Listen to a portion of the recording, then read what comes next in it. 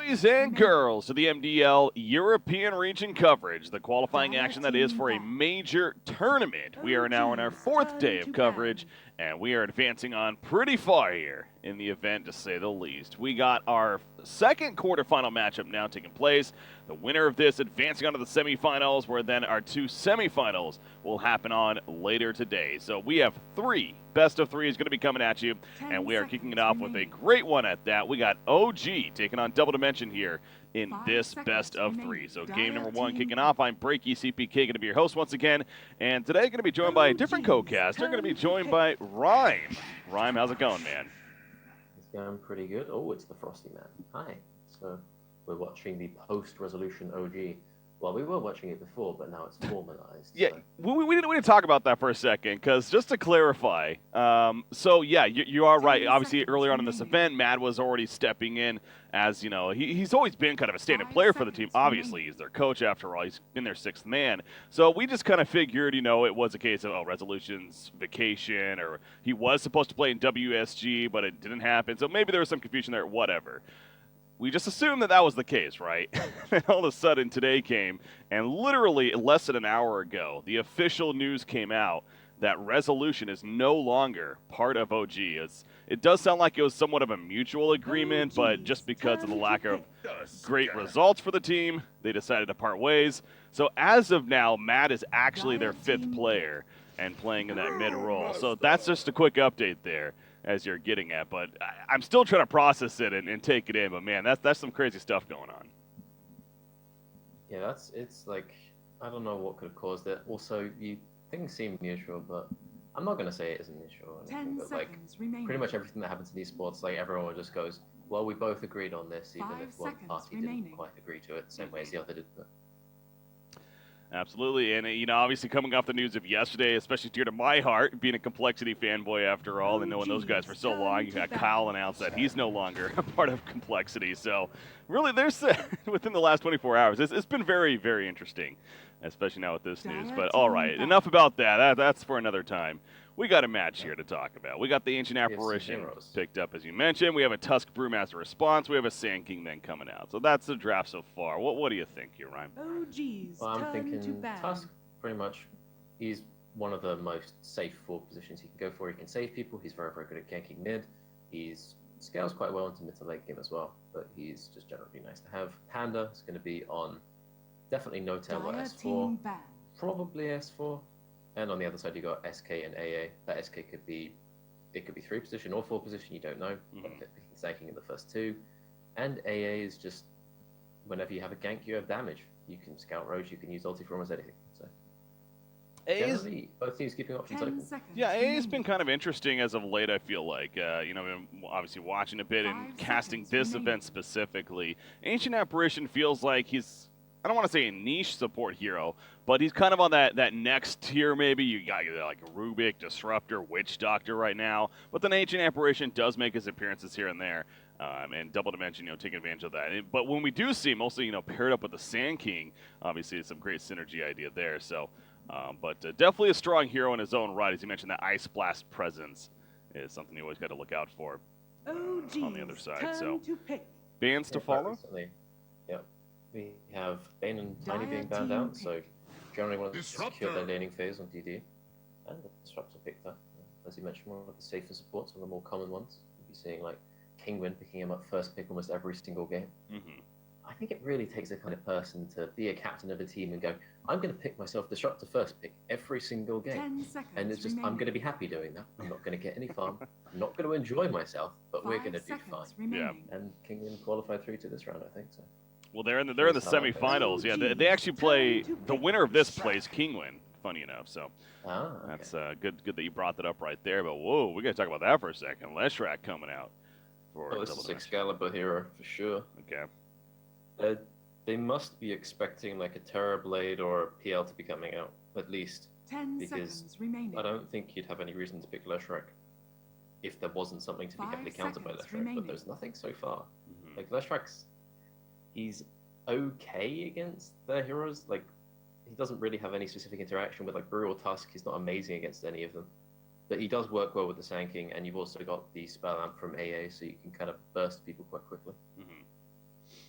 We did. I was looking back because I was like, we did actually have a Leshrac in the group stages, and sure enough, it was actually OG. They ran it against Moriarty there in their rematch against them, and that was a complete stomp of a game. It ended up being a Leshrac versus a Zeus middle, as funny as it is. But they won. Not only he only won that matchup, but obviously he led the team to victory. That was S4 Planet, if I'm not mistaken. So, but yeah, interesting seeing here for Double Dimension again. Not an everyday hero by any means. So yeah, again, where exactly it's he has a diversity of being played in multiple roles, and Visage also kind of one of those heroes. As OG is going to snatch up the Visage now. Yeah, picking Visage is alright. So we now know that it's going to be No-Tail Visage, it's going to be S4 playing Panda, and they're going to be last picking Mad's hero. I'm pretty sure. Because I played against the last Visage I played against in the pub was in fact No-Tail, and he was playing at middle, so he's been playing that quite a bit now. So I think now that Rezo's gone, they're getting used to playing No-Tail more of a farmy kind of role. We have seen a little bit of Visage as well this event too, and mainly Band actually. So it's it is pretty rare that he is left open all the way to this point, and so OG, yeah, going to be picking up, like you said, No-Tail most likely the one to play. Whether it's mid, whether it's safe lane, I'm sure that's going to come down to matchup specific here, and what makes the most sense. But if it's, say, a Leshrac mid, is there any reason why a Visage couldn't be mid? Is that a poor matchup for some reason, or is that good? It's a completely fine matchup. In fact, it's pretty good for Visage because there's no point, like, Leshrac doesn't have any way to kill the birds. His damage is fairly low. He starts off with 52, I think it is, and Visage starts with, like, in the high 50s. Okay. So Visage basically outlasts him the entire time. And Leshrac has no real way to, like, pressure Visage out of the lane. So... And then when Visage hits 6, like, it doesn't matter. Leshrac tries to get close to the ulti because that's his, like, standard thing. You know, he goes in for the stun, he ults you down and that kind of thing. And Visage is like, well, I've just got birds and I hit you really, really hard, so you can't do anything. So that lane kind of stagnates about level 5. OG's turn to ban. And Terrorblade picked up. All right. So they pick Leshrac, and then that can discourage a Terrorblade from OG, so then OG don't pick it, so then they can force pick Terrorblade themselves. Maybe that's something that's going on there. You don't know. Terrorblade, obviously a comfortable hero for No-Tail, but they already have the Visage as mentioned. He'll probably play that. So, but yeah, good point with the whole Leshrac idea, and taking it for themselves now. So, Miss Moon, by the way, or Mice Moon, or I just call him Moon, over there on Double Dimension, he is standing in for Mag. He was the other day as well. So, again, after what happened with Resolution, and I mean, I don't want to speculate, but maybe there's something there. I don't know. Who knows right now? The rosters right now in Dota 2 seem very very flimsy with what's been happening these last 24 hours. But anyways, final picks to come. Tinker last ban. Yeah, that's to be expected. If you have a Terrorblade, you want to ban out Tinker because Tinker is the strongest Gambler Terrorblade in the entire game. I think that was last shown in like EG versus VP or something where no one went like 800 GPM, 0 death Tinker versus Terrorblade. And I put on a clinic. Admittedly, not everyone is no one, but I'm sure Tinker is still something to be worried about. And the last ban Tide from OG because none of their heroes can realistically do very much against Tide. They don't have the burst damage, they don't have like any Silver Edge carriers or anything like that. Yeah. So Tide would be guaranteed to get a lot of farm if he was picked. Now DD, they have a last pick, but they have 2 very, very farmy cores already, assuming that Leshrac is in fact a core. So they'll probably want to be picking something that can be Underlord? Not getting that much. Underlord, he's okay-ish. He'll survive, but it's hard to really guarantee him farm because he's a very greedy offlaner. Turn to pick. Darkseer, okay. We haven't seen that for a long time. No, but you got some combos. Vacuum stun, vacuum another stun. True. Vacuum reflection. No, that's not really a combo, but it can be. It's something. It'll do something at least. It's not you're not looking for that necessarily, but yeah, Darkseer though. You mentioned, I mean, the vacuum is a great setup tool for really every hero here. It's, well, at least 3 of the 4, the Leshrac, Sand King, and Ancient Apparition. So, in that perspective, it makes sense. But yeah, we do not see a lot of Darkseer, and I feel like it's one because his overall his ultimate's maybe a little bit underwhelming, and is his laning phase not necessarily as strong anymore? I mean, he constantly gets nerfs, patches over time. So, why do you think we don't see him? We don't see him because, well, Darkseer is typically strongest when the off lane has been kind of left in a 1v1. He was strong when people could easily roam in with Iron Shell. Like, you'd be seeing like people picking like Darkseer Night Stalker first 2, Darkseer Bounty Hunter first 2, and then they would be abusing this Iron Shell. But it's so easy to keep control of your own safe lane now that like just sending 2 heroes up there with Iron Shell doesn't really change things that much. He's not guaranteed to get a lot out of laning phase. If Darkseer has a terrible laning phase, then he has a terrible game because that hero needs to snowball. He needs to get like early, I don't know, Helm with a Dom or like a Pipe or something like that and fight with the team. Yeah. And that's the last pick. Luna into Terrorblade. Okay. Yeah. So immediately this last pick Luna to Terrorblade means they need to end this game quickly because you don't want to be a Luna when the TB gets level 20. Like, that's the point where Luna's like, well, if I can't get away from the Terrorblade, then I'm just going to die. Is it so the idea that you're going with is with like the reflection, right? And the creating the images there and basically Luna helps kill herself almost. Yeah, pretty much. It's like when you're playing Luna against Terrorblade, you pretty much need to go like Hurricane Pike to get away from him when he reflects, because otherwise you get slowed and mauled to death. And you need to... I've seen people, like, I've played FPL and I was playing against YJS playing Luna, and what he did against Terrorblade is he went like Hurricane Pike into Ags, and he didn't take the 10 stat talent, he took the beam damage. And his principle was, as long as the Terrorblade doesn't have BKB up, I'm just going to press my ulti on him and he'll die. Okay. Which I think was a valid way of doing it, but maybe that's not what they go for here. Well, it's kind of funny that you talk about, because you know, when they finally picked Luna and then your following statement was they need to end the game early, that doesn't feel like that usually goes together, right? Luna's usually more known as I want to farm a little bit and maybe be that very scary mid to late game presence, especially. But as you mentioned with the matchup, I mean, they're almost kind of setting themselves up for that. So it is a curious option. I mean, is it almost like I don't want to call it a misdraft, but is it like are you questioning it a bit, or are you fine with it in the end?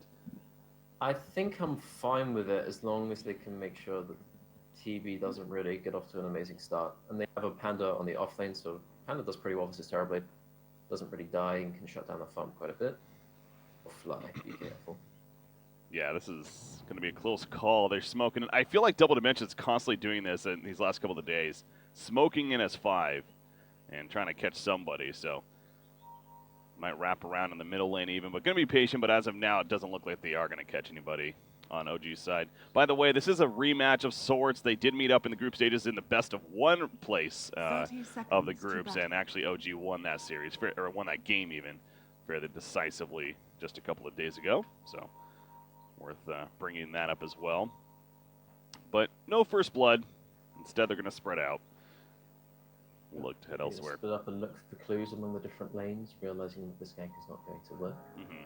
We're probably going to have the Sand King being sitting bottom for a while, benefit from that Iron Shell. Because honestly, Lunar Disruptor, it's a pretty strong lane, but compared to Iron Shell Sand King, like if they get caught out, they can just kind of die. Just looking at these lanes, OG, they should be fairly happy with this. All their lane matchups should go even, or at least, yeah, winning, maybe. Yeah. You got Visage matched up in the middle lane against the Leshrac. We were talking about that already, and how you actually like the Visage even in that lane potentially. Oh, his block's a bit worse though. Given that Sand King's actually placed the ward here, he knows exactly when he can rotate into mid. Sand King Does see the courier, but he's not going to be able to get back. Excalibur just going to throw out that split earth, just casually, could soften him up a little bit for the Sand King. And here we go. Milan's going to run in. Another split earth is going to be set up pretty easily here. It's a matter of how much auto attacks can they get in. I don't think it's going to be a kill, but it's just going to be plenty of damage. However, Milan's now in some trouble with Tusk being here. Even takes a tower hit on top of that. And Jarek's looking to run him down. Another shard in 10 more seconds. I don't think it's going to be in time, though. And Milan will walk away as well. But very close call. Almost got turned for the first blood. Expectingly. Yeah, Visage does a lot of damage, and honestly, like, ganking mid now is so scary because the tower is just so close to the lane. Like, it's so easy to walk in tower and just tank some tower hits, and then suddenly your gank has gone horribly, horribly wrong. So Milan avoids that fate, but he salves up, he gets intervened with Jarax, and this mid lanes is kind of going to be stagnant for a bit. Yeah. Yeah, and also that Grave Chill ability, it's especially even just the 1 point value that you get from it, that 32% move speed drain even. that happens. So the slow on top of the buff for himself. I mean, it's quite the turnaround potential. So you better make sure to stun lock him down and do as much damage as possible, or else he's not only going to be flying away, but perhaps running after you if you don't secure that kill. So can be very difficult. careful. It's pretty much like an all or nothing sometimes. You don't want to get forced into the situation where you have to man fight the Visage, because usually he wins. A gift from the Tempest of Battle. All right, so other lanes, you got the top lane, S4, sure enough on that Brewmaster. He's going up against the Ancient Apparition. And, of course, Terra Blade up here. Right now, it does seem like Ditney Ra's having absolute free farm up at the top lane. And can't seem too surprised at that one. Jarex especially has been spending most of his time in the middle lane, of course, as we've seen. So, yeah, it seems like it's going to be a pretty open game for Terra Blade, at least early on at this point. Yep, he's farming, Panda's farming decently. They're getting some nice pulls off, so Panda's farm is being tied a bit, but he's still sitting at level 3. Radiant's bottom tower Pretty much the is under exact same as the attack. Darkseer, who's now being escorted to safety by Sankey. You can't really even see the Iron Shell on, but he's Iron Shelled alright. That is actually, I guess his body's a little bit too big for that. Anyways, Darkseer is going to take the creep wave. Also takes that snowball to the face. Great shard block from Jarex as well. This could be the kill as a result. In fact, Milan's also going to glow on top of that. Darkseer realizing it's a lost cause. He runs the other direction as a distraction. They're still going after Milan, though. The snowball's going to connect. Jarex making some key plays to really set up both of those kills in response. 2-0 OG.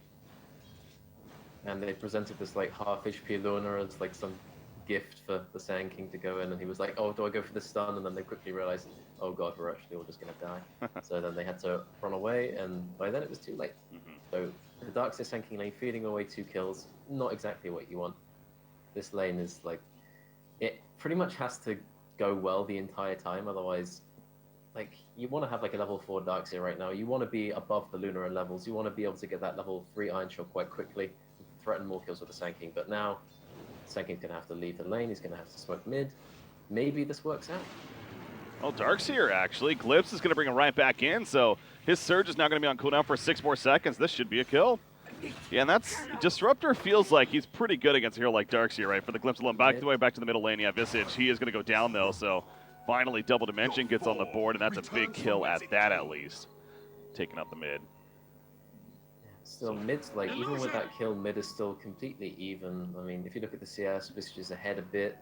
Like, this kill is nice, but it's not really anything amazing. But the Darkseer dying again. He's level 3, 4 minutes. The Luna's starting to get, like, very difficult to contest. They need to make sure this Darkseer has somewhere to go and some space to get, because if he's stuck in the situation where he can't really get very much, I don't know how they use him. Oh, look at Disruptor. He's coming in the flank. Now, as he does this, the Dire side, they're all sending 2 heroes over as well. You got Sand King and Ancient Apparition, so this could be a bit of a clash down here at the bottom lane. As Disruptor, though, scout it out. will scout it, But yeah. Excalibur getting dive mid. He's going to live. He'll live. Has his boots in his backpack. Leshrac, and I know I mentioned this the last time we saw Leshrac. He too is, although a different player in Excalibur Planet here, he's going the same build with a QE build, the Split Earth into the Lightning Storm. No Diabolic Edict. What do you think of that? It's just too hard to get the Edict off. Because you think about it, by the time the Edict's actually going to be a useful level to do like damage, it's like level 2 or 3, right? Yeah. And then if you think about it, like, you want to go for an Edict like kill when you have 6, you get the stun, you Edict, you press ulti, but then your Edict is going to be shared among the birds anyway. And honestly, the Lightning is a better tool for laning in general. Thanks. Bottom lane, Jarex TPing in. They almost killed Luna initially, but they did not, and now the turn is happening. Milan's going to go down, snowball in once again. Jarex seems like he's such a key hero this game on that Tusk, because they say that he goes down going a little bit too deep, but he sets up the kill in Ancient Apparition, and now it's Darkseer versus the 2. That Iron Shell, you have to respect the damage, is level 2, so Mad and Fly will back off. So it ends up being the 2-for-1 trade in favor of OG, though. So even though with the death, Jarex sees 2-1-2. Again, moving around from middle to bottom on this Tuskar and having high impact, to say the least. He's just kind of everywhere. Thing about this, like, Iron Shell, double Iron Shell thing is, like, it's meant to be so much damage that there's no prospect of fighting against it. Also, no one's getting Radiant's ran out of middle it. tower is under attack. But it's meant to be so much damage that you can't battle, but, like, with the Luna tri-lane, they can just man fight it. because they just have so much damage from the Lunar Blessing. Oh no, Excalibur. You could tell they weren't on the same page right there. I mean, Sand King and the Leshrac. Leshrac gets glimpsed back into the Ice Shard block. He is going to end up going down. No-Tail's not only surviving, but Soul Assumption Nuke. Level 1, still plenty of damage on him. Milan, though, Burl Strike's done his more TP rotation. Starks here with that Ion Shell doing plenty of damage. They're going to set up the Calm Visage as well. And now it's just Jarek's alive on the Radiant side. He's going to be vacuumed back in. A couple of auto attacks later, running at him with the Ion Shell. Great snowball, though, looking to return. And now a TP back in from Matt, actually rotating and hits the beam. The Splitter is going to miss, and down goes Darkseer. We have some mid-wars action, apparently. Nearly every hero showing up here in the middle lane. Just plenty of back-and-forth chaos. Have you ever wanted to kill a Tusk so much that you skilled level 1 vacuum at 5? Like, that doesn't quite seem worth it, especially given... I don't know. But yeah, Visage unfortunately loses his bird, so his right to stay in the middle lane has been revoked. So he has to sit in the bot lane and wait for his burst to come back up, otherwise he just doesn't really feel like a hero. See the Primal split at the top lane, by the way. Terribly with that Metamorphosis form. He's now having to play a little bit defensive. They're going to be lifted on up, purged back down. Terribly the stun hits from the Rocket. No, the Sunder on his teammate. Well played right there from Didier. He's going to stay alive in the long run. But Excalibur goes down in the middle lane meanwhile. So guess what? You have Luna, Tusk, and Disruptor all showing up back to the middle lane. You mentioned Visage at the bottom for the time being. So nice save on himself from Terrorblade. But yep, Leshrac going down for the second time now. Panda didn't die, which is good for him. Oh, his bounty just gets taken by Milan. He's not too happy about that one. A gift from the Tempest of Battle. So the thing about this Luna is she can move around, she can use Lucent Beam and ganks, she provides a lot of damage with the Blessing in fights, and she also has ulti. Whereas Terrorblade is just kind of stuck in his top lane. Which lets OG make a lot more moves. Speaking of moves. Yeah, this glimpse is owning Darkseer. That's what I was going to mention earlier, and it's just as we're seeing constantly, that the glimpse is so good against it, because usually with that surge, it allows him to get away, obviously, in most cases, and be fine, but glimpse is one of those abilities that's like, nope, you ain't going nowhere. Pulls him right back in, so he is... I'm really surprised they last picked it into the Disruptor. Like, they really wanted to pressure this Luna. Didn't quite work out that way, though. It did not, but overall the net worth it's only 1,000 net worth lead right now for OG, and then a lot of that has to do with Terrorblade's success at that top lane. But you do see OG starting to come together now, and this is where the objective gaming is going to start kicking in. You have Visage with that headdress well on his way to the Helm of the Dominator. You have Mad, he's looking to build a Dragonlance actually with his first item, as the Familiars double stun on the Sand King. There's that Soul Assumption, plenty of nuke, but not enough for the kill. So, but yeah, you were talking about the Hurricane Pike on Luna, and it looks like that's exactly what she's going for. Yeah, she's just going to go for that first item probably. And then you definitely just have to buy BKB against Darkseer and Leshrac and all that stuff. I'm just thinking this game, it's like, you look at the Sand King, he's level 4, AA also level 4, supports on OG 6, almost halfway to 7 on Disruptor, and Tusk is level 5. He's actually smoking with Luna, with Eclipse, looking for a kill there. That OG just fights so much, and their safe lane, tri lane was so successful that their supports are completely eclipsing the levels of the other team. Yeah, like Excalibur gets a 2-man stun. Oh, yeah, they do find him in the end in that middle lane. He hit the 2-man stun as mentioned, but it was just too much to deal with by himself. So I saw them hunting. I didn't think they were going to actually run into him, but sure enough, they do. They find a kill on him yet again. So the Leshrac pick is... He's starting to struggle quite a bit. He's down there in the middle of the pack on the net worth, and you see what he's working. I mean, he's trying to get that Bloodstone, but he doesn't even have any of the components really yet for it. So it's going to be a while before that Bloodstone comes online. Yeah, this Leshrac is not having a great start. He's sitting 3k net worth, 10 minutes. He's behind the Visage, and I think honestly at this point, like Leshrac is. He was also picked on TFI because he farmed so ridiculously fast and he got his items up so quickly, and he had such good matchups that he was just dominant hero. But now, getting Leshrac the farm he needs is really difficult because he needs so much space. And the fact that he didn't do well in his lane and the ganks didn't really work out means that getting that space is so much more difficult. Because you have to invest so much time on these supports to actually help him. Speaking of that, stun, but... yeah, that might kill Disruptor right here at least. I say might. Fly. Lightning Storm? Yes, okay. Caustic will finish the job. So, or I guess J4 got credit technically with the Ancient Apparition. Anyways, So they kill him, but you look at the top lane meanwhile. Top tower specifically, taking some good damage. And, oh, that's big. If he has an Eclipse, actually, but no, he's going to run away with the drums. Not finding a chance to use it. Yeah, close call right there. How about that, by the way? Drums picked up on Terrorblade earlier on here. Expected a lot of fighting.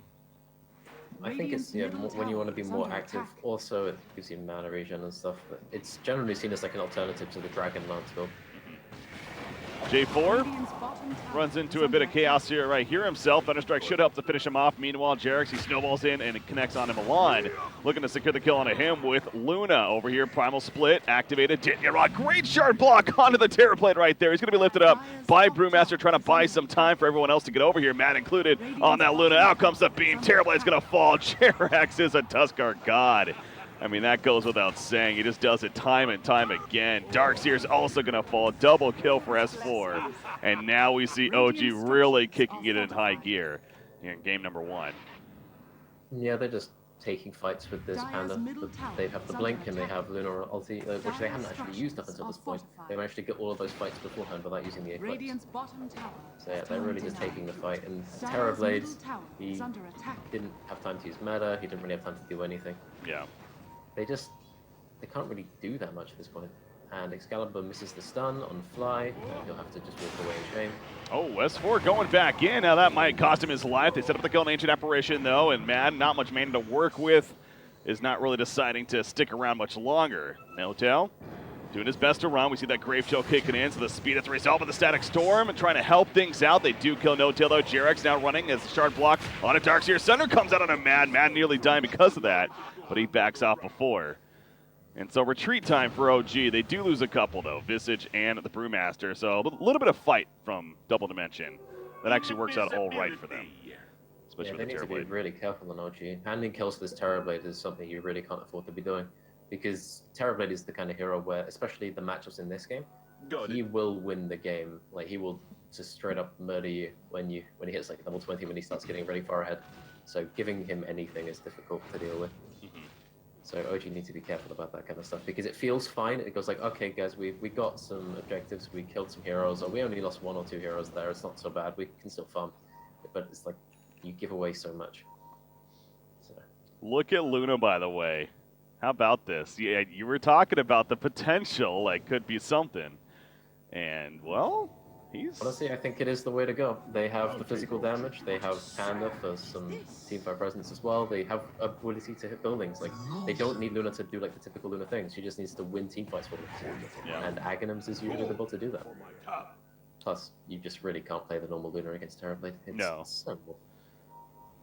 So that means the illusions themselves also aren't going to be as strong against herself. So yeah, it is an interesting idea, and it really does make sense. As you know, this does take me back though to, it was what, the Boston Major, I want to say, where we did see the whole Luna Aghs build in a couple of the games, and I believe from OG actually, if I'm not mistaken. And just remember, for whatever reason, that's kind of just I'm having flashbacks to that moment, but definitely a setup here that could work pretty well. So the idea though too is, just to be clear, you want to put the Eclipse on Terrorblade most likely himself, or you just want to make sure, well, you just use it for whatever benefits you the most in the team fight, but that will usually be just obliterating the Terrorblade. Yeah. Because if you play a Luna normally and you do the normal build, you get your Butterfly, you get your Manta style, you eventually just become a liability in team fights because you just kill yourself so quickly on the reflection. So having your most farmed hero turn into a liability in a team fight late game is just not something you want to deal with. So they just want to keep this power curve going. So Luna's been strong in the early game, and with this Agh, she'll continue to be just as useful, if not more useful, into the mid to late game. Yeah. Yeah, and that was back when Shadow Demon, I believe it was, the support, you know, obviously was very popular too in that combination. So I think it might have been on the other side. So the same ideas you're getting at as far as the liability goes. Roshan, they're going for it, but Double Dimension. Waiting to break the smoke. Oh yeah, they're gonna break it. Will they be able to react in time? There we go. J4 is exposed, and here comes the reaction. Shard block, at least pathing a little bit Gonna zone them out as much as possible. S4 goes in with a Primal, but Leshrac in no man's land. He's gonna get caught out. He'll end up dying. Also, the Static Storm locking down Milan. He finally gets the Pearl Strike off at the last second, but he's definitely gonna be dying shortly himself. Darkseer, he's trying to retreat. Terrorblade in the back lines. He didn't even use Metamorphosis. That's how horrible this initiation went for Double Dimension. By the time it really started, he realized it was a lost cause, and it's a 4-for-0 in favor of OG. That break into smoke as they did, and you could tell Double Dimension was a little scattered there. What to do. Jerax almost killed Fly, didn't notice he had the Iron Shell on. Okay, yeah, the positioning there was just completely perfect. Milan tried to catch out the Disruptor, but he caught him. What about S4 managed to get the perfect clap off in the middle of everyone and the ulti. And Jerax was just sitting there. He didn't even need to do anything. All he needed to do was just see them.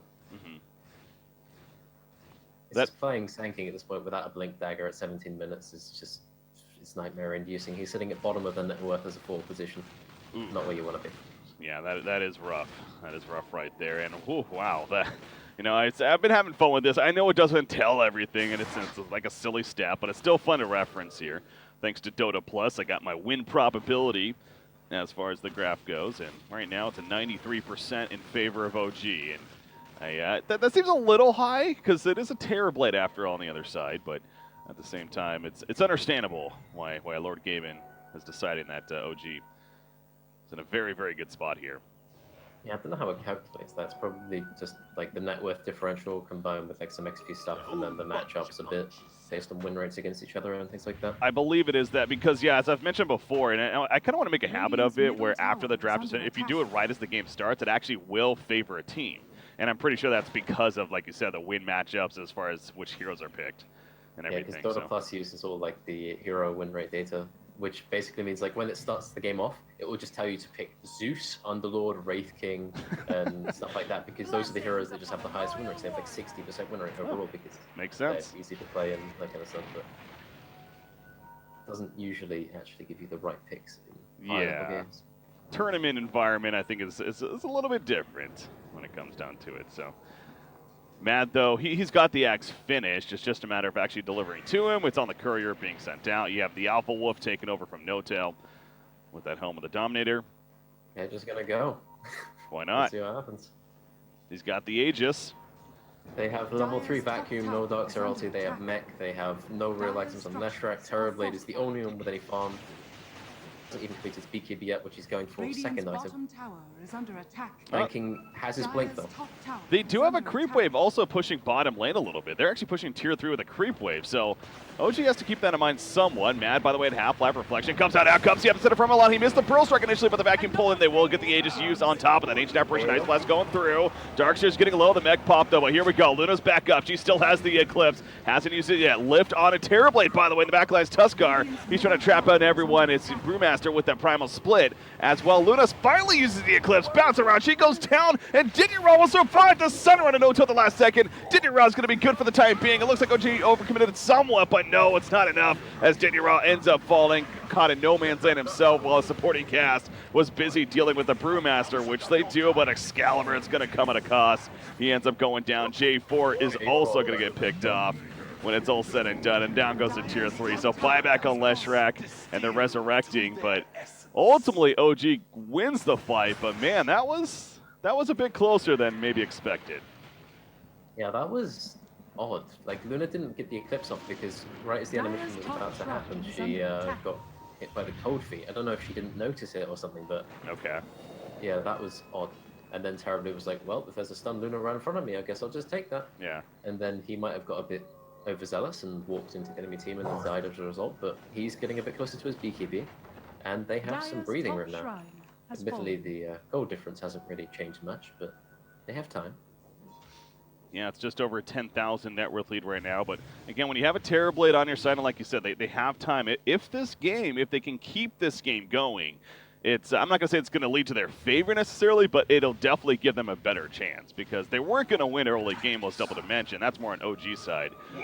Keep it going, and you give yourself the chance to then take over in the late game with heroes like Terrorblade. And you got to respect Leshrac as well. Leshrac could definitely start scaling himself when it comes to what he puts out. He starts becoming very, very dangerous, but he's sitting at 6k now. He's behind the Tusk at this point. True. Especially with that buyback to defend the Brax, he's not really having a very fun game. Very true. He just hasn't been put in a position where he's able to succeed because like Leshrac is a hero that really likes to move around with, especially a Sand King. You want to be able to make moves together, but the Sand King's game was completely ruined from his early adventures in mid and bot lane. He does have his blink though, on Sand King. He does have his blink now. Yeah. During their initial defense, he blinked in with Epicenter. He stunned no heroes and hit the creep wave. And then J4 immediately tried to follow up with his ulti on that. And then his ulti went right through the middle of the team fight, missed everyone, and the explosion didn't hit anybody. So I think they can probably execute the next fight a little bit better on the side of Double Dimension, but yeah, so. Knowing how well that hold went, despite that, because I saw that happen, and I didn't point it out, but I'm kind of glad you did, because it was a little comical, honestly. But, it's in the heat of the moment, plays like that can happen, of course. But, yeah, you're right. I mean, that's the positive, exactly. It's like, well, we still kind of did okay in that fight. So if they connect that whole Epicenter Ice Blast combination, then who knows what can happen, all right? So, I mean, it's like Visage is a tanky hero, right? He's got Pipe, he's got Solar Crest, all that kind of stuff. But if he gets hit by Leshrac spells or Terrorblade and the Epicenter AA Blast, he will just die. Like, he will just disappear. The Luna are also extremely fragile. To push aggro, they do need the Aegis, because they don't really have, like...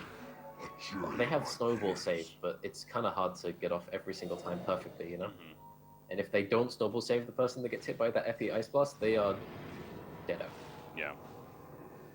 Visage, by the way, he ends up going to Pipe here as far as his next build, and now he's clicking into an AC on top of that. But prioritizing the Pipe against this dire side, it does make sense, though, right? This is a pretty magic damage-heavy team coming out here. Protects you from everything but the Terrorblade. Yeah. And for the Terrorblade, he's got that Solar Crest working towards the AC as well. The thing about this kind of lineup dealing with Terrorblade is you just have to survive the Metamorphosis right clicks long enough to get out of range. And once you're out of range, they really don't have that much to make sure he can kill you. Like, this Terrorblade will not be able to chase away from his own high ground, provided that all of OG aren't dead. You know, even with the BKB, like, it's still scary to leave your base. And that's how Double Dimension want to fight. They will try and avoid fighting anywhere other than their own high ground. Well, key with moment. Items like Ace Solar Crest, you can just stay alive. That's the idea, at least. But, key moment on the other side. The Bloodstone, again, finished on Leshrac now, so it has those 14 charges. And we'll see if it goes up or down from here. But they're going to trade Tier 1 towers, meanwhile. And as long as they're trading towers like that, I feel like Double Dimension can be overall fairly happy with the outcome. The base is a different story, though. That they need to defend, of course, once it gets to that. Yeah. So Trading your base for a Tier 2 or Tier 3 is not really what you want to be doing, but they want to get this tower and maybe get Terrorblade towards his Manta style, because he should be very close to that. Tuskar just busy killing couriers, though, in the meantime, and... God, he's fun. Yeah, Lotus Orb.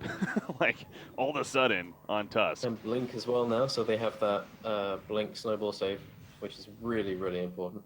Can't really overstress that enough. Bottom shrine is under attack. An item that is really good against Terrorblade as well is that, and we don't see a lot, but is that Crimson Guard. So I wonder if OG is going to look to potentially pick that up maybe on S4, who, by the way, just finishes Radiance on the Brewmaster. I don't think they're going to be going for a Crimson Guard, simply because they don't really have any hero that naturally builds it. Also, Excalibur's going to be caught immediately.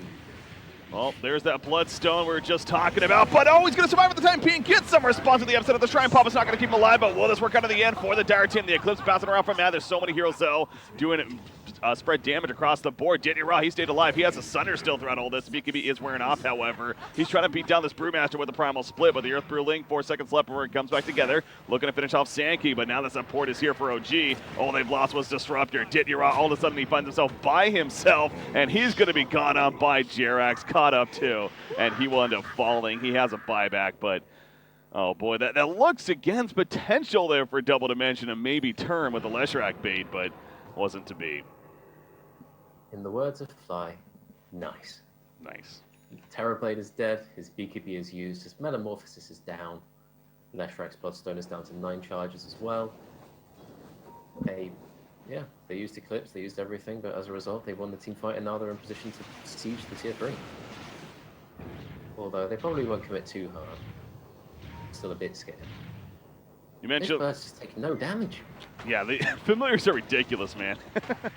They're doing some decent damage to the tower. They're going to ultimately go under, and recuperate here as Darkseer is gone on. He has that wall. We'll just put it down and hope for the best, and the best is not really looking too good, unfortunately. Excalibur is also going to get picked up. He's slowing down this whole time with that ultimate of the Pulse Nova active, but it doesn't matter. You see Terrorblade just resurrecting, but of course the damage is already done with the tier 3 tower going down again. They're going for the racks, but did they stick around too long? He doesn't have the Metamorphosis form, though, so Terrorblade not as scary. He pops the PKB, however, just starts running at people. Static Storm, Kinetic Field, trying to block the best they can. They do lose off to the side. Sanking with a dieback. J4 still alive. No, they're going to run after him, and he too will go down. Ultra kill for No-Tail, apparently. He wants the rampage. Will they be able to set this up? The Purge back down on a Terrorblade. Maybe a little bit too tanky and hugging those tier 4 towers. They're not going to get him, but they do get the melee racks as Luna got very low. Actually, the reflection almost kills him, and it will finish the job as Excalibur cuts him off, actually. And they do take out Luna. So again, Double Dimension, a little bit of fight at the end. And they will, if anything, continue this game longer, but apparently Tusk isn't done just yet. He still wants to go. Sunder?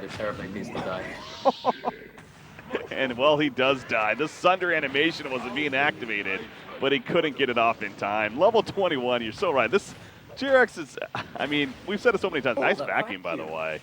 That was a huge vacuum, but better response. Go figure. Oh boy.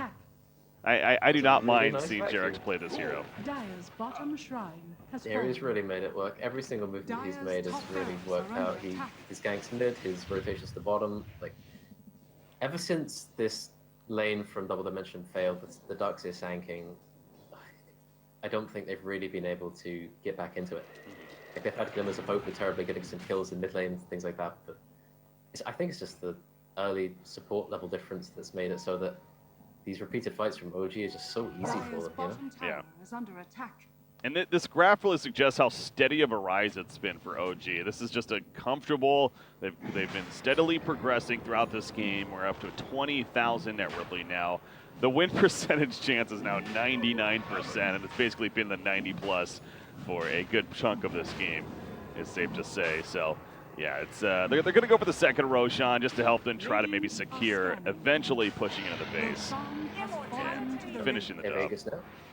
They are almost ready to go. I don't know if they're waiting for anything. They have the BKB on Panda. They have the, well, they have the pretty much everything. They have the AC. They have 4 stuff on Disruptor. They've got Blink Lotus already on Tusk. So any initiation Double Dimension is going to be very difficult indeed. Terrorblade, he has a Blink Dagger queued up.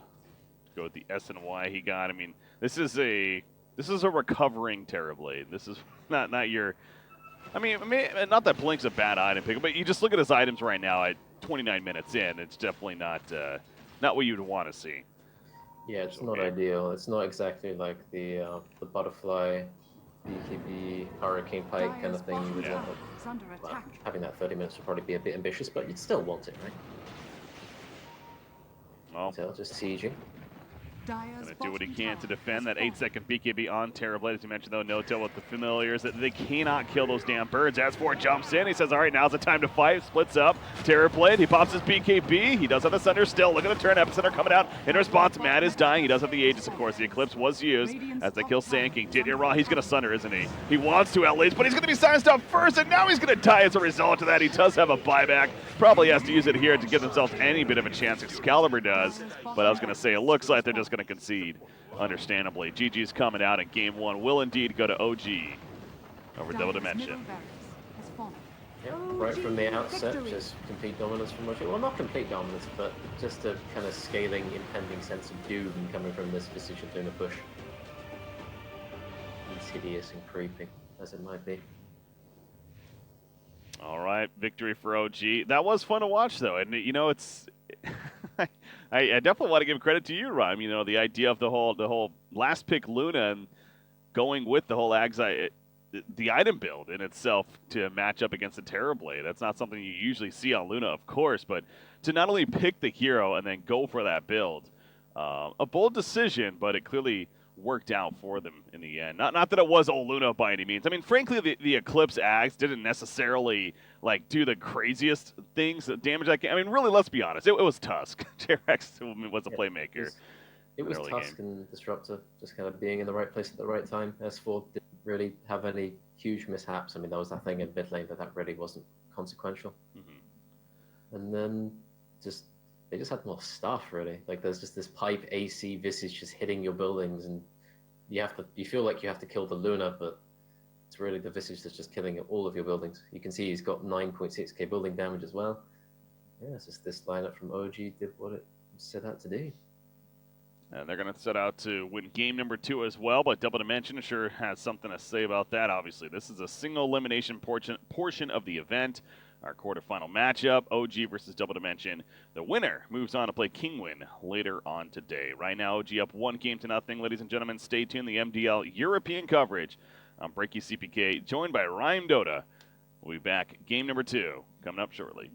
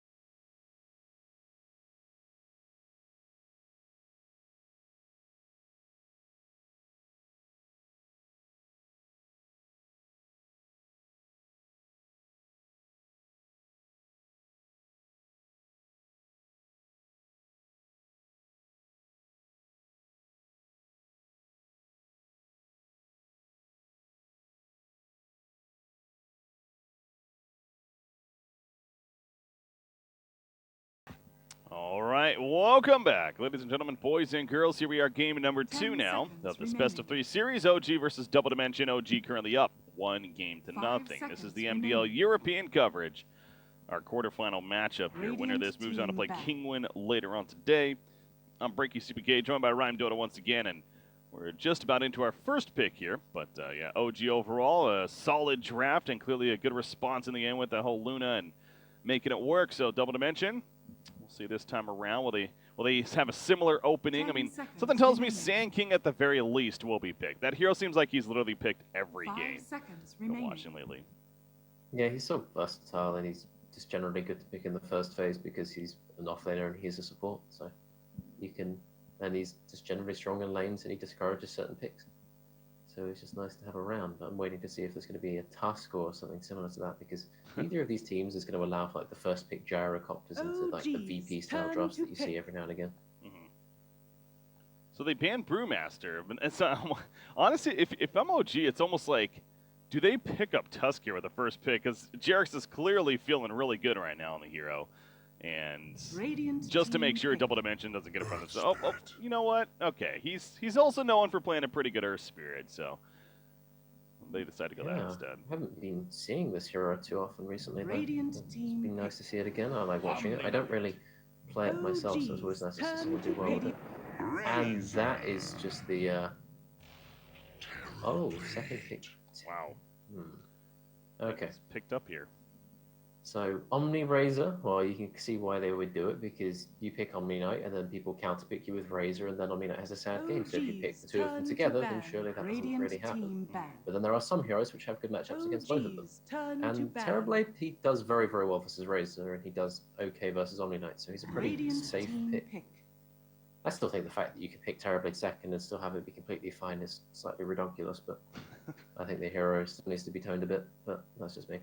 But you'll see Visage bans coming out from Double Dimension and Tinker and OD bans coming out from OG, so lots of counters to this Terrorblade already being removed. 10 seconds remaining. Yeah, the Rubik ban on the side of Double Dimension, of course, understandable. That's what I thought when I saw the snap pick from OG. I was like, oh, it's going to be a Rubik here, right? You know, again, you have your natural counters. You mentioned Razor, that was picked. Brewmaster's banned. They're just going to go Rubik. No, they go Terrorblade, though. But as you also pointed out, I mean, as a core hero, he's one of the safer options that you can get in already decent in this matchup in itself, so understandable. So Rubik does get banned, but I'm sure OG's fine with that. Settle for another support. Double Dimension, they also need their support still. They need both of them even, so we'll see who they value here. So there's plenty of stuff you can get, like Razor Omni kind of shores up your lanes for a bit, so it lets you be a bit more flexible, so you don't really have to pick like the lane dominated supports, you can be slightly more lenient. So in terms of dealing with Terrorblade, there's not really that many supports that really do amazing. Like a Wyvern? Turn to pick. We have the Sand King coming out, so who could have seen that coming? Alright. What about like a Winter Wyvern? Wyvern is nice versus Terrorblade. It allows you to save and also allows you to kind of use solutions against them. But Wyvern is also quite a slow hero and has trouble getting involved in the game. Because it just kind of, you need like the ideal situation for Wyvern to be good. Also, it's like Wyvern isn't the most amazing hero to like kind of go ganking with as well. You kind of need to already be in place to have the most impact in early game team fights. Like the gank is happening in your mid lane, then you drop the W on the creeps, and then the enemy team gets slowed. Then you queue a whole bunch of people, and then they can't really move anywhere, and then your counter gank kind of works out. But he's not the greatest smoke ganker in the world. Disruptor. So yeah, Disruptor picked up. So you can glimpse solutions, you can glimpse Terrorblade out, you can also silence him to stop the Sunder. Warlock, though, we talked about that for a second. OG, third pick the Warlock, not your everyday support hero, but one that, of course, brings that chaotic offering and definitely a scary ability to fight against. But Fatal Bonds, Upheaval, I mean, this whole skill set, it's pretty strong as well. So think of the Warlock pick. Yeah, the Warlock is really nice against this kind of lineup, because Warlock... Alright, this lineup is... I've seen Warlock Death Prophet drafts before, but it hasn't been from OG. No, not for a while anyway.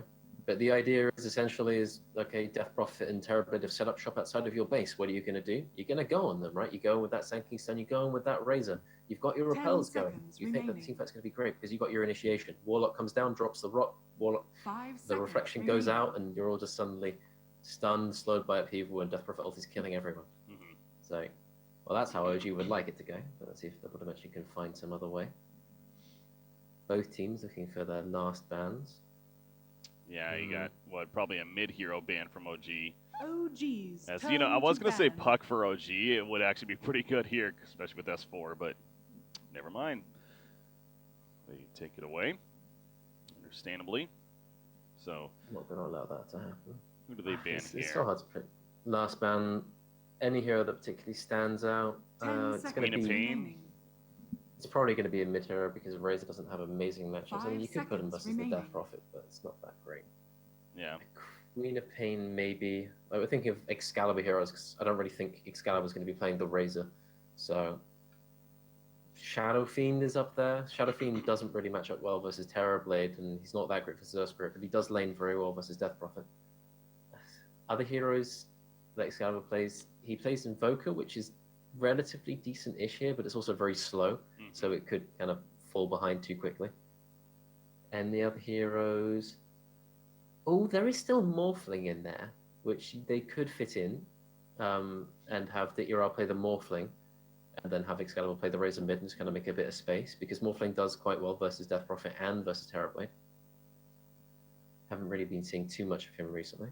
Yeah, Morphling's one of those interesting here. Every time that's brought up, it's the idea, it's like, yes, on paper could potentially be good, but again, how comfortable is whoever would be playing it lately? Because again, the hero has changed obviously a bit, and you know, it's one that you definitely want a little bit of practice on. Yeah, now it's like, ever since they changed the morph, so it used to be that you could just get stunned and you'd be like, oh no, I've been stunned, I'm now just going to press my morph button and go to 2,000 health. You can't do that anymore, you just kind of have to know it's coming. Turn to pick. So unless you have a certain Radiant amount of team prescience, pick. then you can die rather easily on Morphling. And the last pick, Clockwork, to round out this lineup. That's going to be S4 playing that. Doesn't lane too well versus the Razor, but it kind of gets a lot. Well, Clockwork is the kind of hero where you can guarantee that he'll get something no matter what the lane is. Yeah. 10 seconds. Lycan is an remaining. interesting ban to me, because honestly, against OG's lineup, it doesn't feel like Lycan would have been like 5 the seconds greatest remaining. hero. So Yeah, I mean, there is the fact that like his ulti doesn't get affected by upheaval whatsoever. He doesn't really care about Warlock that much. He comes online before this kind of OG death pool starts going. So if he gets pretty far when he gets his Necrobook, then he can just start running down towers, and there's not really much OG can do about it. But yeah, I would think that Terrorblade and Earth Spirit would be enough to discourage the Lycan pick anyway. And I'm just really curious to see where Double Dimension go from here, because they need to find some hero to take advantage of the space that this Sand King and Omni will give him. And I know what don't it think is. Razor is just enough. What is it's it? going to be a Skyrath mage. We're going way off the charts here. Well, it could be. I mean, Skyrath does well versus Terrorblade, and that's about it. But I mean, there's always like the last pick, Brood Mother. Well, that's not a Brood Mother, Close but enough. I'm really hoping it was going to be Brood Mother, because honestly, I think Brood's a bit better than Lone Druid here. Ditnyara will play the Lone Druid. So it's going to be Excalibur on his Razor, actually. Yeah, it doesn't really seem shout like an Excalibur hero to me. I would have thought that they would swap. I thought that Ditnyara would play the Razor and Excalibur would play the Lone Druid, because Excalibur's the kind of player, like, when you're in a pub against him, you know he's going to pick, like, OD, Lone Druid, like one of these heroes, like Shadow Fiend, something like that. He has not the largest hero pool, but he's very good at what he plays. And Lone Druid is one of those heroes, but I think it's just going to be the Razor middle against the Death Prophet, so that's why they're doing this. On the other side, you have No-Tell. He has history playing a lot of different heroes, but recently, Terrorblade is on that top tier 5 list for him. seconds So remaining. he's, of course, going to be playing it here, and I love that outfit that he has, too. Man, that is really nice, actually. Yeah. Got the green glow and everything.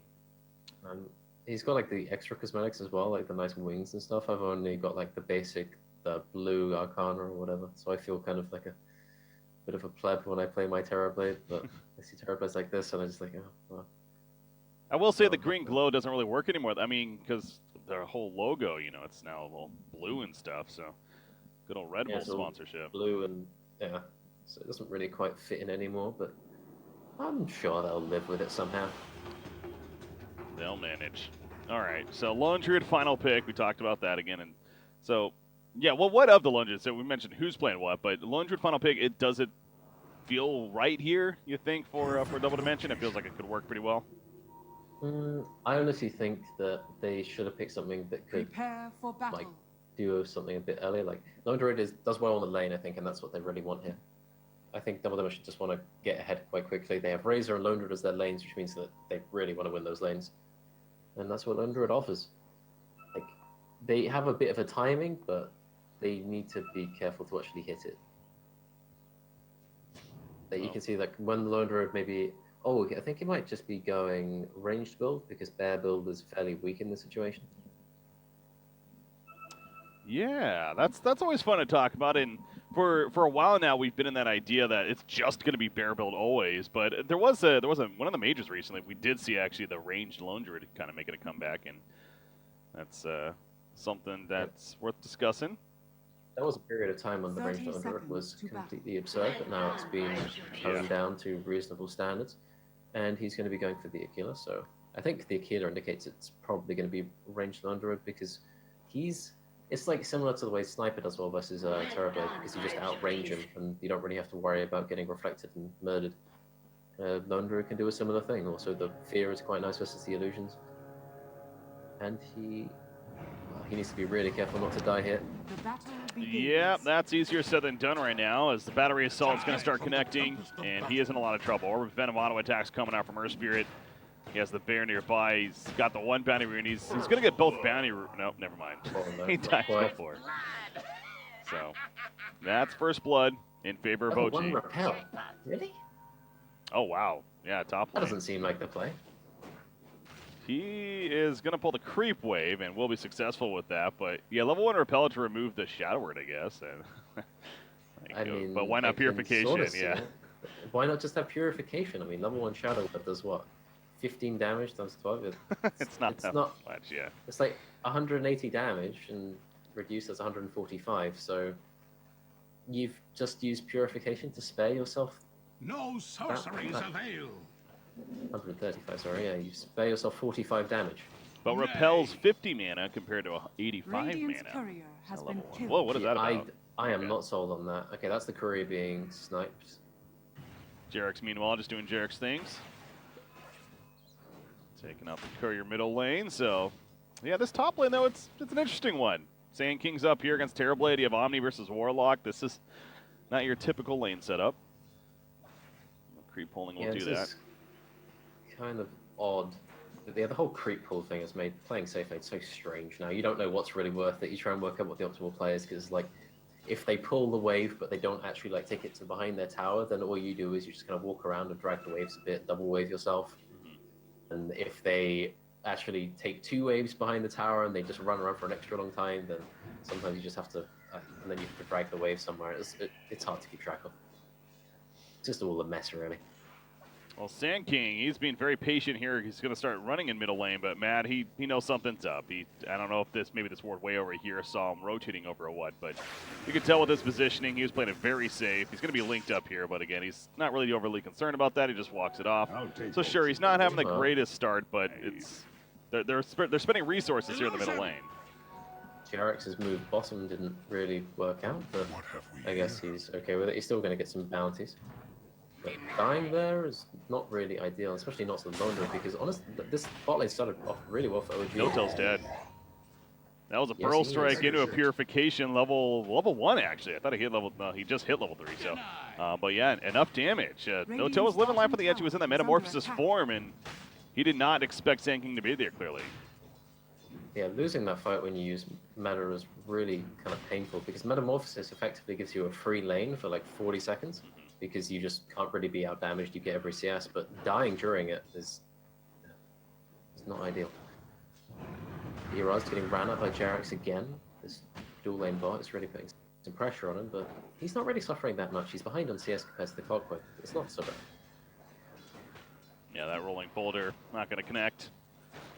But you mentioned the Clockwork 13 and 5. He's feeling pretty good as S4, but yeah, back to the top lane, Terrorblade. He's 8 and 2 right now on CS, but 11 and 5 Omni 9. Of course, No-Tail also has that death, and you mentioned the Metamorphosis, essentially half of it wasted because of the death. So yeah, not a great start actually, which doesn't happen often. It feels like they usually very heavy prioritize to make sure to get his Terrorblade farm. And Not the case here. Sometimes, you know, I was having the discussion the other day with my co-caster where Terrorblades, when is picked up, you can see him going like an aggressive lane from the beginning and using that early meta for him to take advantage and push in the aggressive lane. In hindsight, should they have maybe looked to do something like that here, or was this fine? I mean, I think this is fine. Like, they expected the Warlock to kind of ensure this lane and make sure the Terrorblade got farm. And I think if he didn't, oh, is he gonna die here? They have mana just about on the Omni Knight. The Caustic finales, man. Purification, yeah. Well played by Milan right there as well. He's spreading around the Caustic and the massive slow on Terrorblade. And this is that Warlock support as well, honestly. What can he do? Other than apply Shadow Word and hope for the best. It's the kind of lane where Warlock, like, if the lane doesn't go that badly and, like, they're kind of even on levels, Warlock is really nice because he keeps Terrorblade up, means he can't get him low. But once you kill him once the Terrorblade dies a few times, then you start getting a level advantage and the Shadow Word doesn't really become that much of a factor anymore. And as for the Terrorblade going aggressive, I think the reason they would have done it would be to secure his farm in this game. But I think they thought that this lane would go much better than it did. Because honestly, Clockwork is doing fine, but he is going to be fine as he walks it up, but Mad might not be fine. Glimpse back into a Burrow Strike, the Siphon wearing off, and that's a dead Death Prophet. That started with them initiating onto Razor, actually. Again, Jarex was a little funky with it, and the response was there for a double dimension. So it's 4-1 now. And that was a first blood at the beginning for OG. It's 4-0 since. Lane's going very well for this Radiant side. If you look at the last hits, you see it's Clockwork is sitting dead even with the Razor. It's kind of Clockwork against the world now, and he's laning against a level 5 Lone Druid, so he's getting a bit of trouble here. Gets rooted straight away, as is the case. Every single time. Naturally happening. Fail. But Mad is really suffering here. Level 4 at 5 minutes. This lane has punished him. Yeah, no, Mad's, like I said, Disruptor was here from the very beginning, too, and really zoning him out constantly. So, yeah, clearly a difficult time for him. Now with that death, back to the top lane. Metamorphosis 4 going to be activated once again. There's JRXL stunning up. The Omni Knight puts on the repel. That's not going to stop all that physical damage, however. And they do finish the job. So that's got to feel good for OG as far as making a kill happen. The top lane. Yeah, it would have been ideal if Terrorblade got the kill, but he's still sitting a bit behind right now. Oh, Fly is just... What is happening here? Well, the Bounty Rune battle was what's happening. And Milan ends up picking it up. Jerks is probably dead. He's got a Boulder Smash pushback. Rolling 2. Oh, no, the kinetic field, and there's the Burrow Strike to finish the job. Terrorblade's running in, but obviously too late. And Milan's going to hide in that Sandstorm for the time being. No-Tell, he wants to kill him, actually. Oh, runs out of Metamorphosis, and now he's in a bad spot. Purification going to be coming out as well. No-Tell running. The Shadow Word is applied. Not the Burst Heal, though. He pops a wand for the burst. It's not enough, however. They do kill Sand King, but that's not what you're looking for if you're OG as far as the trade goes. Euros getting ran out. Okay, S4 is coming around looking for the hook, but he's blocking it with the bear so far. Now the neutral camp is blocking it. He's got a line open for it now. There we go. Nice angle. S4 is going to be a big factor here for OG as far as coming back from this early deficit. Well, Damn has to be. He's the one that's basically had the lane. He got the first blood. He got the 1v1 versus the Lone Druid, which somehow he's managed to pull out very decent CS in. But the thing is now, it's like your most farmed hero now has to be the one to make all the moves. So if these moves don't work out, then it really starts to stack up in terms of the cost, you know? Yeah. Because his time is worth so much more than everyone else's at this point. Razor just continues to body. Top lane? Or the first hit route, obviously. Yeah, he's just dead. Not much you can do once again. Clockwork, the Cogs, is not going to necessarily help, and just going to battle with the bear a little bit. But yeah, Lone Druid making his way to the top lane, and as you mentioned, a little bit of RNG in his favor, but essentially rotating in after that death and making the best of it. So this Terrorblade, he has 4 deaths at not even 8 minutes into the game. Yeah, with No-Tell playing it. This, what does he rotate somewhere? I mean, what do they do to adjust this? Because clearly the top lane is basically a lost cause, it feels like, at this point. Yeah, his life story so far has been, I go top, I've been killed by the Sand King and Omni Knight. I've been killed by the Sand King Omni Knight. I've been killed by the Sand King Omni Knight and Razor. And now I've been killed by the Lone Druid, Sand King and Omni Knight. And it's like, there's just a long list of heroes that just keep walking in. You know, it's like one of those comedy sketches where everyone just kind of takes a punch. But he just needs some space. He's going to farm jungle with the solutions. He's going to be getting something out of bot lane if he can. any time he can really get net worth anywhere, he's going to do his best to do so. Oh, there's an ulti coming out from Mad, but Excalibur TP's out. That is so painful. That's a clutch decision on his part. The Boulder Smash was used to push him back, so he knew he had freedom right after the TP. And if it wasn't for that split-second TP, he was going to die. Fly at the top lane, meanwhile, he's going to barely survive because S4 with the hook shot, not enough in the long run, though. The Entangle comes out on a Clockwork after the fact, but he is a little bit beefier. He has that wand, he has power treads even. So S4 will be fine himself, but yeah, not only missing an opportunity, but then almost dying one on the top lane. They try to finish off Londra, that Savage War pushback though, and now Milan stunning in as Omni Knight's going to charge in himself. 4 seconds left on the Purification, level 3. As Jerax and S4 are still hunting. Fly is also here, but they got to be careful about the turn. There's a Burrow Strike into the Purification. Heal S4 is a little too beefy though, with the Shadow Word, healing him up enough. And he will stay alive for the time being. The Bear's coming back in. That was a resurrected Bear, but they pick off Ditney on the backlands. That's Mad cutting him off, actually. Didn't even notice that at the tower. Yeah, OG bringing just a few more heroes to these engagements. And No Tail, he's used this meta. He got the mid tower, and now actually looking at the net worth. Oh, he's starting to climb back up there. He's now ahead of the Omni Knight again. So if he's given farm bot lane, he'll come back up given time. Yeah. And that's all he really needs. He just needs some time. So it's up to OG to make fights happen with the 4 heroes that they have available in these battles. Is there an item that, does he maybe go for like those drums to recover in this from this early start, or does it kind of still go as usual build, a Yasha, Manta, etc.? Honestly, I'm still a fan of just going the Dragonlance into Yasha on Terrorblade. I don't really like the drum. I don't think it gives you that much for the cost, and I don't think Terrorblade needs the mana regen or the movement speed. Okay. So I would go the Dragonlance myself, but he's not even there yet. He needs to finish his healer first. And once he gets that, he can think about... Like, if you want to go the Yasha, if you're really just farming woods and farming lanes and stuff and not fighting, he'll probably want to tank up so he can join fights with his meta. That glimpse. This Disruptor is such a good hero, man. It goes without saying, I know, but that glimpse ability, it's every time you think like, oh no, he's fine, wait a second. No, they have a glimpse.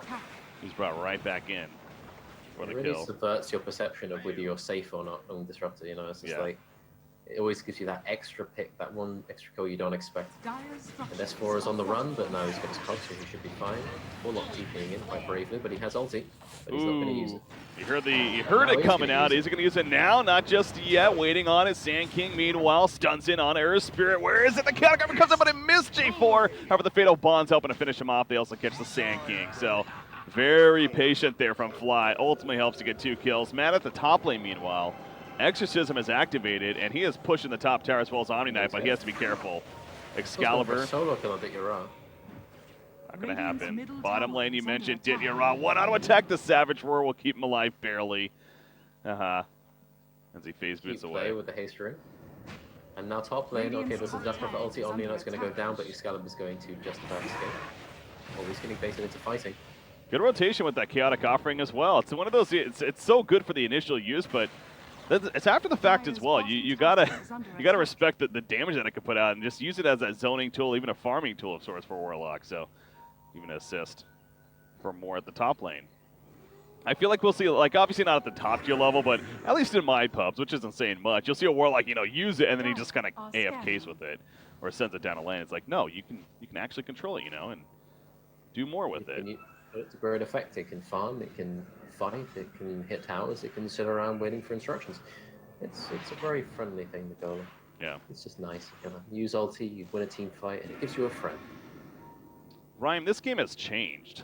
It's now 4,000 net worth lead for OG. Gone rather out of control because, I don't know, this Omni is just kind of fallen off, He was that dominating force in the lane with the Sand King Omni Knight. That combo killed Terrorblade over and over again, but when the levels got there on OG and Death Prophet started joining these fights, it's just, I don't think they've really been able to use this Omni Knight as well as they thought they would be. And now Raze is here. He's sitting near top of the net worth, so they've still got some hope. And Lone Druid, he has fallen behind. He's got 3 deaths, so his game hasn't really worked out so far. But I'm just worried now because Terrorblade's just free farming. He's on the other side of the map. He's going for the Yasha first, so he's going for that farming build.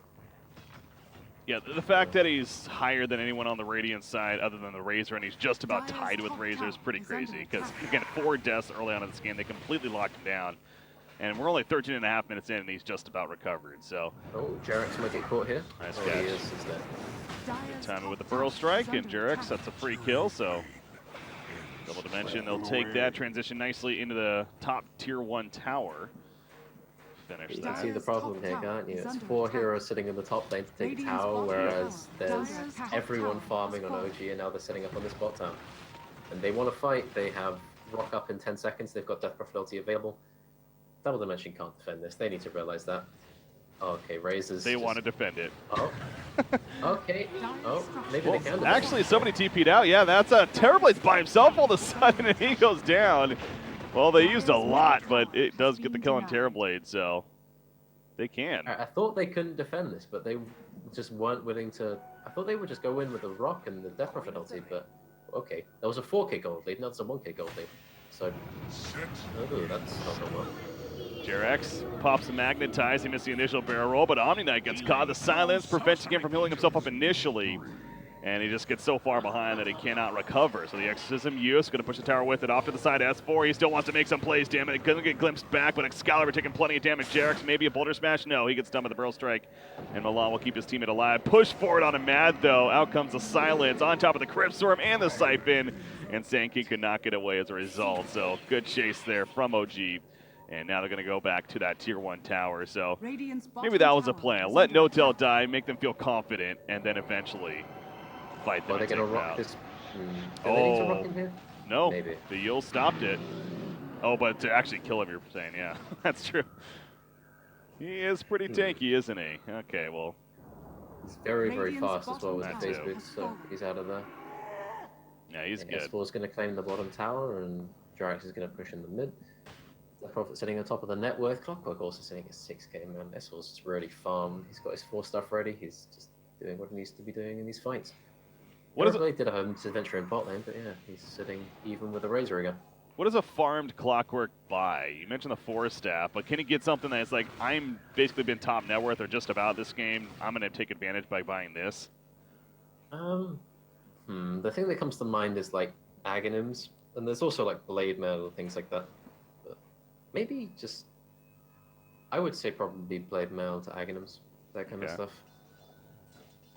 And then the Razor is one of those heroes that deals damage that he can't control because of his ulti, because of his passive as well. Also his Q, you can Blade Mail that damage and do quite a lot. So I'd say Blade Mail is a pretty safe choice. But you might want to go for something to tank off a bit more. Blade Mail does that too. I'm just a fan of Blade Mail, to be honest. Disruptor, this is obviously an Invis rune. I thought it was a smoke for a second. I was like, wait a second, but no. Invis rune. He's checking it out. He's going to be scanned, actually. They know he's in the area. The sentry's put down. They just saw him for a split second, I think. They don't see him now because it's too far away. Glimpse back on a Mad, by the way, as he TPs in, so he's not going to be here. But the rest are, however, this is a fight. Double Dimension, they did not want to give up a kill. J4, he's going to survive. The Guardian Angel coming out. And without Death Prophet, this is an advantage right now for Double Dimension, or is it? Metamorphosis activated from Notel, running back in. Chaotic Offering is still had, ready to be used. Out comes the Epicenter. Chaotic Offering finally rains from the skies. Notel's in trouble. He still has his Sunder. Can he get it off in time? He's dying. He wants to find the target. He finds Fly, actually, his teammate. He heals on up to full, gets the kill on a Razor, and he's going to finish off Omni Knight. So that looks sketchy for a second, but Notel survives. Jarex will barely live as well. Triple kill for the Terrorblade, and they win the fight big time, even without the Death Prophet. Yeah, without the Death Prophet as well, it's just... Spells go, okay, Notel, yes, you have the Terrorblade. Okay, come on. He's just dropping them all. I mean, that's so appropriate for him, especially, right? Yeah, that was that little moment where it's like, oh god, everyone's just like a quarter HP, a third HP, and no, I can't Sunder him, I can't Sunder him. Okay, Fly, you're over there, I'll just take Sunder. He doesn't, teammate or enemy, he doesn't care. He's looking for a full life bar at that point. Good HP somehow. Yeah, Notel, he's got his Dragon Lance now and 1k gold, working towards that Scardy apparently. He's not going to stop off at the Manta style. Death Prophet's got the Blink, and he also able to use that ulti to full effectiveness. Jarex, he's not really that far in this game, but he can live with that. S4 turned out to go for the drum, actually. Not something I would have expected, but having a drum is always nice. Got the extra movement speed to catch up with people, and the HP as well. Yeah. So we really haven't touched on this too much yet, but Diddy Ross, sure enough, he is going the bear build. He does have a Sacred Relic. The Radiance is almost finished on 2 Lone Druid here, so not going the range. Surprised by that, but I guess the bear build is safer, and also you don't have to worry about the reflection because, yeah, I guess the range does help, but he can still reflect you anyway, and doing the right-click damage build kind of makes you kill yourself. So the Radiance will be very important for these fights. I just thought because he was going for the Aquila phase boots, that he'd be going for the hero build, but no, he opts to go for the bear. I'm just looking at Excalibur, you know, he died once and he went from even with the Terrorblade to 1.4k gold behind, and he's working towards his BKB, but it's still so far away. He's felt somewhat overwhelming, honestly. Yeah, and whether that's that's on him or not, but the thing with the Lone Druid, of course, is the fact that you're fighting 4 versus 5 when fights do happen a lot of the time, and that's something to do with it as well, of course. But OG. Jerax, he'll TP away. No, he will not. The blink catches him as well as the glimpse back, and now Jerax, he's definitely in no man's land. He got the ward down at least, so mission accomplished there. But you got to wonder if they know something's up, and they do. The sentry's put down, but they don't have vision. There you go. Now they'll get it. And the ward is gone. That's got to feel bad for Jerax. So all that effort. Now Double Dimension know that the enemy vision is kind of low in their own woods, so they'll probably realize that they can go for some smoke movement. And they do have the blink on Sanking, they do have the smoke on Disruptor, he'll just get some mana, and they'll probably go smoke from their tier 2, probably. Because I think they do need to go for something right now. But they don't have any vision on where OG actually are, apart from that bear, so it might be a bit risky. Which, by the way, is probably dead here. He was scouting out with the bear, and the Savage Roar going to help a little bit. People, he gets out of range of the slow, but too much damage, and that's 300 plus gold for Death Prophet. Right there, so. Profiting. Heyo. He's got his BKB he's working on. Speaking of Death Prophet, almost finished. Gonna give him that freedom. I have Scotty J4, coming over to Terrorblade, and yeah, J4, it's not gonna happen. Too much just being a disruptor, just farming in the lane, and then a Death Prophet and a Terrorblade just come out of the woods. That must have been scary. Scary moment. So bottom tier 2, excuse me, being pushed. Top tier 2 is also being pushed, actually. In fact, the Radiance just finished on Bear. So probably will end up being a trade here. I don't see OG TPing back at least just yet. They're still going. In fact, they got the Metamorphosis and Exorcism. So yeah, they want to commit. Don't forget that too. So they are just ready. They want to use the last bit of this Metamorphosis to get some good damage on this tier 3, but I don't think they'll commit too hard. No. And they will just walk away. Yeah, I thought with the Exorcism they were going to go pretty crazy right there, but they played safe. No point to rush the issue right now, I guess. Although they're not really falling back. Yeah, they're just hovering around here looking for something, looking for anything, really. Anyone from Double Dimension just decides to take a trip into the woods today. Yeah. I could say they'll be in for a big surprise, but that would be tacky. Well, you did. Jerax, he's just going to do the whole TP strat in front of everyone as they spot him at the last second, but he gets out. That was a very close call, actually, for Jerax there. But OG, they're just taking over the jungle now. You see that Roshan's being pinged out, actually. Yeah, I think they just got the BKB on the Razor, which is inspiring to go for some heavy plays here. So getting this, Roshan immediately scouted up AS4 with the rocket. Nice play there. And here's the Arcane Rune as well, so they might be tempted to go for some shenanigans here. They smoke up. While they do this, they're going to just take the fight in Roshan, and they're just going to go for the base of Death Prophet. Yep. No Metamorphosis, but they got the Exorcism. So yeah, it's decision time for Double Dimension now. How much do they send back? In fact, it's going to be everyone. They just give up on the Roshan, and just like that, Matt's running away, but no, he's going to be glimpsed back in once again. No, the blink as he gets glimpsed. So well played by Matt right there, and he's even turning around on Excalibur. He wants to kill him. Excalibur is realizing all of a sudden that he's dying, and the auto attack will finish the job, and now actually Sand King's in trouble running into the Exorcism. The silence on top of that, a lot of damage. Milan will survive, though. He's got a Burrow Strike to use right here, but meanwhile, his teammates of OG are killing Disruptor in the middle lane. What a play from Matt. He's actually going to join the party as Noto gets credit for the kill. But from the getaway initially to then turning on a Razor like he did and now setting up all of this with Metamorphosis ready to go in 1 second. They're pushing bottom. Yeah, Metamorphosis just comes up and here we go. The Rax is dead. The thing is, there's Excalibur's like, okay, guys, we caught the Death Prophet. We've got him. And then it's just like... He turned around and there's no teammates, yeah. Oh, please. I do kind of feel for him there. That was an awkward moment because, yeah, exactly. No one was nearby. They were literally, I guess they were fighting middle lane because there was some distraction there, but clearly on different pages on what to do. So easy melee racks kill, and OG, the lead continues to be very comfortable at 11,000 now. Dire are scanning. Score's going for the Sheep's gun. We'll have it in a bit. Death Prophet's finished the BKB. Terrorblades, yeah, he's finished the Skadi now if he wants it. Like you just casually say that. Clockwork gonna finish the Shivas. 24 minutes in, no big deal. Yeah, I mean he's sitting above every single member of Double Dimension on the net worth graph. No Tail still deciding if he'll split his Skadi in. Yeah, he's put it in his inventory now. Oh, well, Fly, that's a glimpse. That's not the best glimpse ever. What is happening here? They're desperate is what's happening. they're trying to find a kill. Down. Fly just force taps over the ledge. He has chaotic. Oh, the Pearl Strike misses. Oh no. Is this a turn? No, they're not going to go for a play there. It just gets worse and worse, it feels like, for DD. They're trying so hard, but again, it is desperation, clearly. They're down by a bit right here. They understand that they need to make some big plays, and they're going to try to pick a fight here, but that's going to the backlines with the flank. Jarek's still throwing out the bonus smash. Out comes the chaotic offer, and they do kill Death Prophet, actually, and the Guardian Angel, no-tail, he has to run. He's got a Sunder. Can he get a good one off in time? He Sunders his teammate once again and Fly as Jarex puts the Magnetize up, and they're looking to turn. The Fatal Bonds, the spread damage is real. Holy crap, 3 heroes are dead, and Ditya Ross also now trapped up by the cogs. He too is going to fall, and just like that, OG, a 5-for-1 turn. It looked for a second, Double Dimension might have had something there, and then they did not.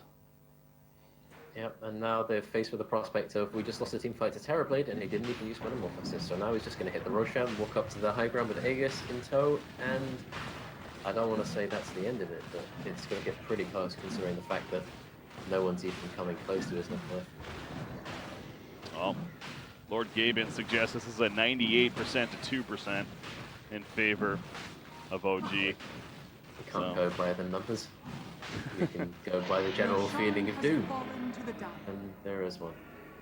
J4 is going to get caught out in the bot lane here by Jerax, and he'll take down to that urn. Just our Spirit pushing bottom by himself while the rest of the team does Roshan, getting a solo kill. Yeah, no big deal.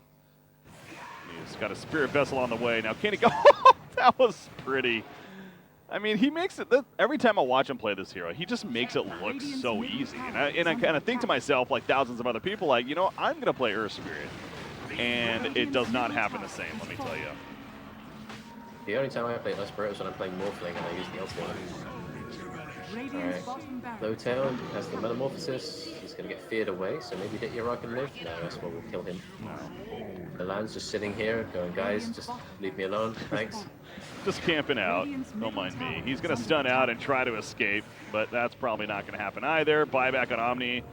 We're in a bit of an overtime stage now, it feels like. Double Dimension just desperate for anything. They're down 1-0. This would be it. They might as well give it any bit of effort, but it's just not going to be stopped. The pain train is here to stay. OG going to take out the middle racks. The bottom's already dead. And again, we're only 27 minutes in. Excalibur, he runs in with the BKB. Unfortunately, does not help against those physical auto attacks of Terrorblade. So he buys back. Lundred's not even up for 15 more seconds. And they're just going to call it GG. OG is advancing on to the semifinals here, where they will match up against Kingwin in the semifinals later on today. That's going to be a good one. That's one where going into this, I think it's safe to say a lot of people would have expected to be our final matchup. But nope, they're going to meet in the semifinals, sure enough. Yeah, this should be good. Like, OG's early game did look a bit shaky, but then I think their draft kind of was a bit stronger in the mid to the late game. Oh, I just say mid-game because we don't really get to late game typically. So the Terrorblade, he recovered from strong plays from Mad. Just, I don't know. I feel like this Omni Knight really didn't do that much after the first 5 minutes. Yeah. Yeah, it did feel odd, didn't it? Because, again, for how well that went at the top lane especially, you figured Omni and even the Sand King would have benefited greatly from that. And, hell, they were locking down Matt in the middle lane with the Excalibur's Razor, but just none of them really took off. And, you know, maybe credit to OG as far as the response eventually. But I think the S4 Clockwork, no doubt, had to be a standout there. 6-0-16, and we saw what he did throughout the game, so it's more than just that stat line there. he definitely he won his lane in a lot of ways, and then he made that high impact from it. We said he was going to need to do so. Yeah, he was given the early start, and then he made it work. He just kind of did what he had to do. Like for S4, this is kind of like a regular day at work, you know. Regular day at the office for S4, indeed. 5-1 and 17 Warlock too. Nice. All right. Well, that's going to do it for Game 2, and that's a series. Again, 2-0 in favor of OG over Double Dimension. So like I said, they're going to match up against King One. That'll be later today. That'll be our final series of the night. Our next series, which going to be jumping into here shortly, will be Singularity versus Mad Lads in our other semifinal matchup. The winner of that advances on to the best-of-5 finals. Again, this is our single elimination portion. This is the major qualifier for the MDL. One of those two teams going to the finals here of the European qualifier. Singularity, they won Group A, looked pretty good doing so. Going up against Mad Labs, the squad of Synderin and crew right there. So that should be another good one. And the way this tournament's been working, it should be happening within, I would say, about a half an hour from now, if so, because they like to kind of keep the flow going. So rather than a default time, they keep it going here. So that's the plan. Going to take a short break. I'll keep you guys updated at the very least, let you know what's going on. But hopefully soon, we'll have our next series of Mad Lads versus Singularity. Again, you're tuning into the MDL European coverage, guys. I'm Breaking CPK, joined by Rhyme Dota. Stay tuned, guys. Our next series will be coming up shortly.